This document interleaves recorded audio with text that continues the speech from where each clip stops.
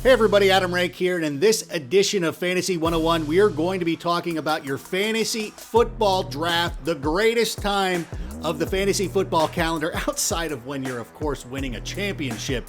But this is the time when you get together with all of your friends, either in person, if you're online, it doesn't matter. You sit there, you select your team, you have a great time, you make fun of each other's picks. Trust me, you're going to love the fantasy football draft. Now, one question you might have is when? When do you have your fantasy football draft? We suggest having it as close as possible to the kickoff of the NFL season, maybe that weekend right before they get ready to kick it off on Thursday night. That is an excellent time to have your fantasy football draft. At that point, if there are any position battles, if you're trying to figure out who's going to be the starting running back for a team, hopefully all of that stuff will be settled right there in that final weekend leading up to the kickoff of the NFL season. That way you have all the information possible. You also have the most up-to-date injury information. If a guy is going to miss a couple of weeks, if a guy is going to miss the season, any of this stuff is going to be crucial for your fantasy draft. So you want to make sure you have as much information as possible. That is why we suggest doing it so late. I don't know, you can't wait, you want to do it. I'm telling you right now, hold it as close to the regular season as possible and you won't be disappointed. It is going to be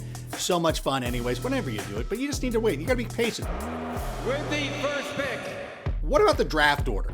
There's a number of different ways you can do this. Of course, the NFL Fantasy app will just pick it for you. They'll pick it at random and all of your friends will suggest that the computer is cheating or whatever. I can guarantee you the NFL app is not out to get you, but they can put it out there in random order, or you can have a little fun with this.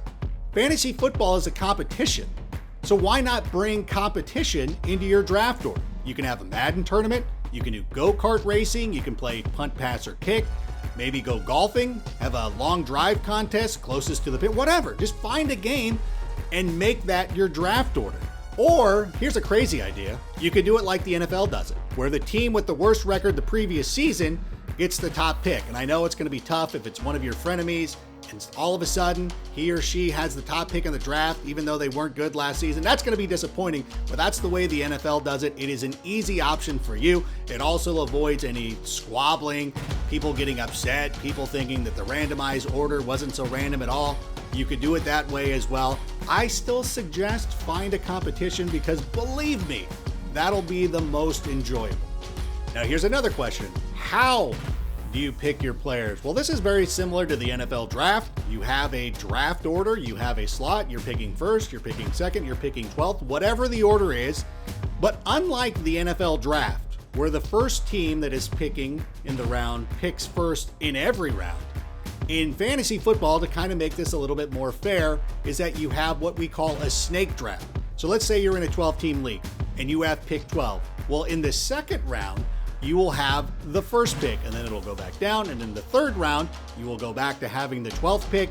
But in the fourth round, you'll have the first pick. Now, there is a lot of debate about which spot is the best one to be in. And of course, as you continue to play fantasy football, you'll figure out where you like drafting. Personally, I don't mind being on the turn. I think that you can get some good value, but I do know that you have to wait a long time for those players to get back to you, and you watch some of your favorite players getting picked up right when they're getting close to you. So I understand the frustration either way, but that is the fairest way to do this because I understand we're rewarding the person who gets the first pick.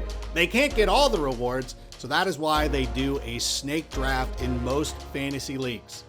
Oh, and it's also important to note that there are usually time limits for every pick because you don't want to be sitting there for hours on end while your friend is trying to pick between which running back or receiver they want to select. That's why most leagues usually put about a 60-second time limit. Sometimes it can be as much as 90 seconds as well, but that way it keeps the draft moving. And as much fun as the draft is, you don't want it to be a 3-day marathon, or maybe you do, but usually each pick has a time limit.